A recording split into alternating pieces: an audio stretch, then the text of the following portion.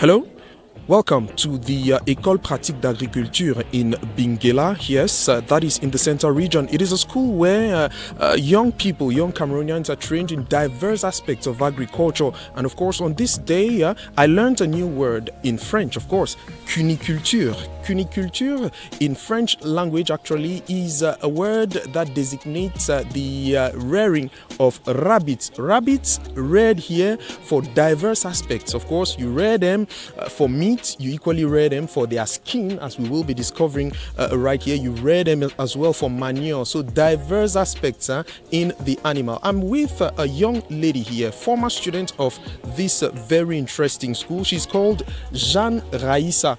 Et bien sûr, Jeanne Raissa has taken up this particular trade here. She rears rabbits not just for the meat, but for the fertilizer, for their urine, and she even rears them for the meat and their skin and all that. We shall be finding out together with her what she does exactly. Bonjour Jeanne. Bonjour à vous. J'ai vu quelques lapins dans une petite boîte qui est juste sous vos pieds. Racontez-nous un peu la petite histoire. Vous commencez tout ça comment? Cette idée d'élever les lapins, faire de la cuniculture, c'est comme ça qu'on appelle ça.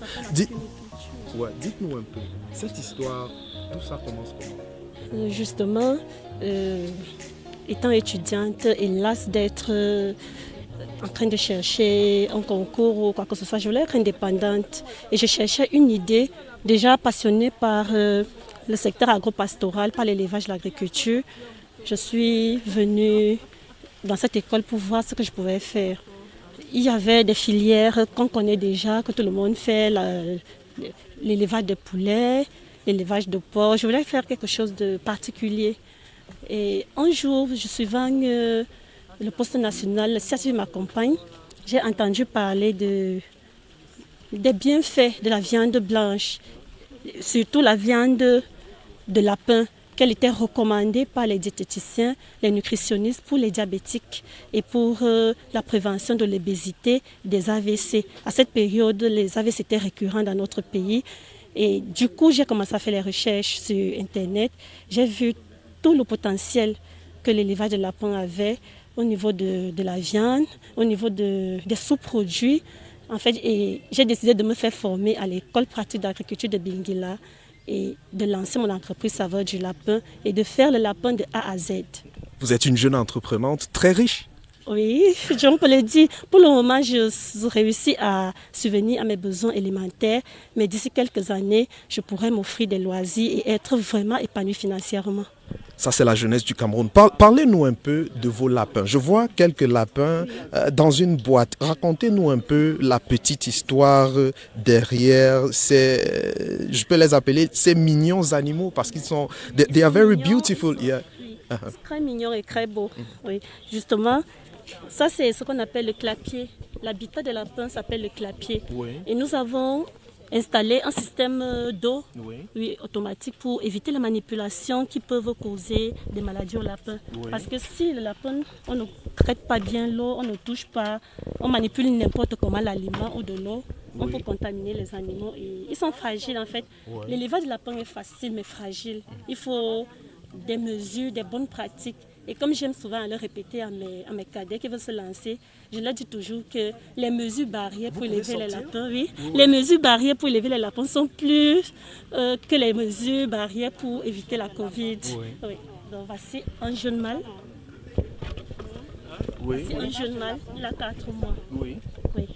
Il a 4 mois et il commence la reproduction à 6 mois pour le mâle et à 5 mois pour la femelle. Donc quand vous dites 4 mois, 8 semaines, c'est ça? Exactement. Et il pèse 2,5 kg. Oui. 2,5 kg. Oui, 2,5 kg vivant. D'accord. Dites-nous un peu, ces animaux, qu'est-ce qu'un lapin pareil, un lapin comme ça, vous le nourrissez avec quoi? Qu'est-ce qu'il mange? J'ai opté d'élever mon lapin de manière naturelle. Vraiment le 100% naturel, le bio. Il mange à 20% l'aliment composé dont le maïs, le soja et un peu d'autres sont de blé. Oui. Et après, en soirée, il mange énormément d'herbes. Le lapin mange plus de 150 types d'herbes. Donc nous avons les feuilles de patate, les feuilles de bananier, les feuilles de papayer, de maïs, d'arachide, en fonction de la période. Et plus il mange les herbes, son système immunitaire est renforcé et il est plus bon au goût. Oui. Il ne tombe pas malade. Et ayant opté de faire le meilleur lapin du Cameroun, ça c'est mon ambition, c'est ma vision, je me suis dit pourquoi est-ce que je vise la frange de la population qui se soucie de ce qu'elle mange et du goût de ce qu'elle mange. Pourquoi pour un diabétique qui a été recommandé de manger le lapin et on vend un lapin bourré d'antibiotiques. Alors j'ai décidé moi d'élever un lapin premium, donc de très haute qualité, sans vaccin, sans antibiotiques, soigné avec les plantes médicinales. On imagine que ça coûte cher. Ça coûte cher d'élever un lapin de cette manière-là, s'assurer qu'il mange bio, comme on dit généralement, s'assurer qu'il mange bio pour avoir une bonne chair aussi, très bon pour la santé. Ça coûte cher. Comment vous lancez cette affaire? Avec combien? Parmi les projets agropastoraux, la cuniculture est l'activité qu'un jeune peut lancer à moindre coût. Parce que tout est dans la nature. Fixez-nous un montant. À moindre coût, à combien environ? Bon, ce sont les équipements qui coûtent cher. Oui. Dès qu'on a l'équipement, on achète, même avec 50 000, 100 000, quelqu'un commence, s'il a décidé de commencer avec 2, un couple, il peut se lancer, puisque tout est dans la nature. L'élevage ne coûte pas cher. N'est-ce pas? Produire le lapin bio ne coûte pas cher financièrement, mais c'est la charge de travail qui est énorme. Parce qu'il faut se rassurer d'avoir les quantités variées d'herbes, de les crêter avant de donner au lapin pour éviter les maladies. Il faut être super passionné pour faire ce que vous faites. Donc dites-nous un peu, à part la chair, quand vous avez un lapin pareil, nous avons je vais les appeler les produits dérivés de ces lapins. Il y a dans une boîte qui attire beaucoup mon attention. Ceci, dites-nous un peu, c'est quoi? Ça, c'est quoi? Ça, c'est le pipi de lapin qui est utilisé comme insecticide bio pour l'agriculture, pour l'agroécologie, pour toutes les personnes qui font les cultures maraîchères, qui font même les bananiers plantains, les fruits, et qui décident en fait de ne pas utiliser les engrais chimiques. Donc, en lieu et place, ça remplace l'engrais follet. En fonction de comment il l'utilise, il peut être utilisé comme insecticide, pour diluer dans l'eau et pulvériser sur les plantes, ou alors comme engrais en ajoutant autre chose. Dites-nous un peu comment vous recueillez ça. Ça a l'air un peu compliqué. Vous faites comment pour recueillir une quantité pareille? Racontez-nous un peu la petite histoire. Ce sont les secrets professionnels, mais vous êtes gentil, vous partagez avec nous. D'accord. Bon, nos équipements permettent de recueillir l'eau. Il y a un système permet de recueillir le pipi de lapin sans souci. Il y a un système qui fait que le lapin est en haut. En bas, il y a une bâche ou une tôle avec un système de gouttière. Le pipi coule en bas et ça ruisselle jusqu'à dans le récipient. Oui. Et après, on va fermenter et procéder à beaucoup d'autres choses avant qu'il soit utilisé. Nous avons d'autres paquets qui sont derrière. Là, il s'agit de quoi là? Il s'agit des crottes de lapin qui servent aussi d'engrais. Donc, les biofertilisants également, ce sont les crottes de lapin. Donc, toutes les déjections, les crottes, les fesses, avec le mélange, les restes d'herbes de la ferme. Parce que quand ils mangent, le reste de fourrage tombe et tout ça, après un certain moment dans notre fosse de stockage, avec un processus qui est un secret d'entreprise, on réussit à obtenir ça. Et c'est très riche pour cultiver également. Et justement, la preuve, j'ai décidé de parler par les faits. Je suis passée à l'action. Moi-même, j'ai décidé de mettre en place un potager tout autour de ma ferme pour cultiver les plantes aromatiques. Ici, vous reconnaissez le persil, le céleri. Oui. Comme nous avons aussi une large gamme de services, de livraison à domicile, de la viande, de lapin. Nous faisons aussi les plats cuisinés. Alors nous avons décidé de cultiver également pour un lapin bio. Il faut bien évidemment les herbes aromatiques bio. Donc du coup, nous-mêmes on utilise et on incite tous les autres jeunes entrepreneurs qui font des cultures maraîchères à utiliser le bio et à utiliser les digestions de la ferme. C'est quoi la petite histoire derrière cette paire de chaussures que nous avons juste là? Ça, c'est la taille 38, je crois. Le lapin est riche sur toute la chaîne de valeur. On peut créer d'autres activités rentables sur d'autres maillons du lapin. C'est-à-dire, après l'abattage, qu'est-ce que je fais des peaux? Est-ce que je les jette pour polluer l'environnement. Donc, qu'est-ce que je fais? Après des recherches et lectures, j'ai vu qu'il y avait un métier qu'on appelle la maroquinerie, oui, qui consistait en peau et fourrure de lapin ou autre. Et un jour, j'ai décidé de créer de manière traditionnelle, autodidacte. J'ai eu ce rendu. Je suis allée vers un artisan jeune Camerounais pour ne pas importer parce que c'est vraiment le made in Cameroun. Vraiment, et il faut qu'on travaille en synergie. Je suis allée chez mon collaborateur qui fabrique des sabots.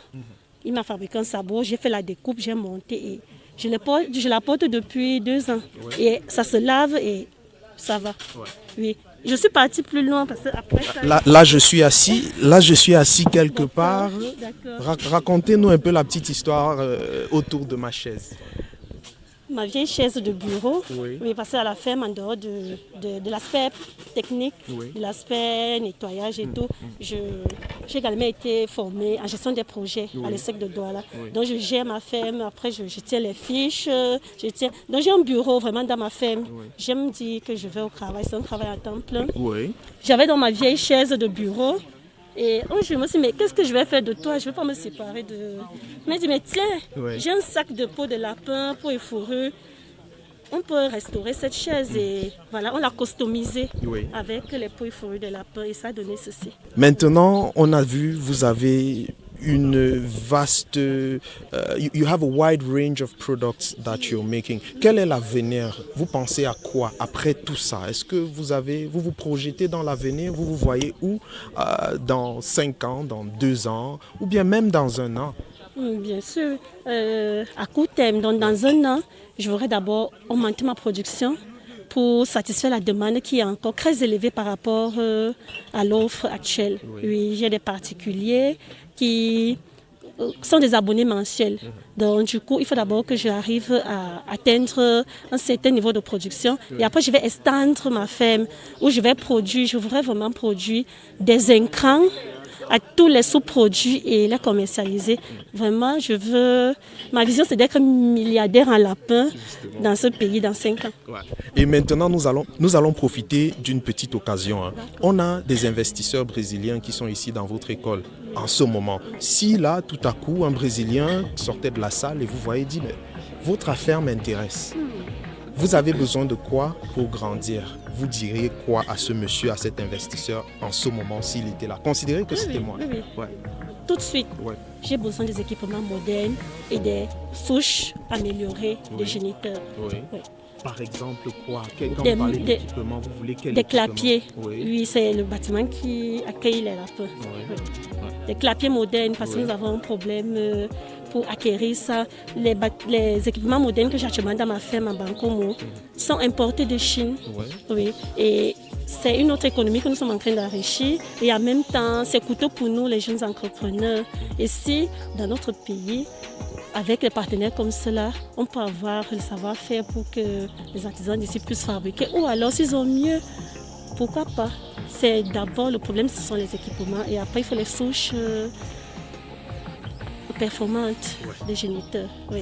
Justement, ladies and gentlemen, it's a little discussion that keeps me smiling because we actually believe that young Cameroonians believe in themselves and they can actually make it. No more glass ceilings when it comes to ladies and their potential. You got it from this young lady. Her name, of course, Jeanne Raissa. Jeanne Raissa has been our guest this day on CRTV News. Thank you for staying in the company of CRTV. The best is always yet to come.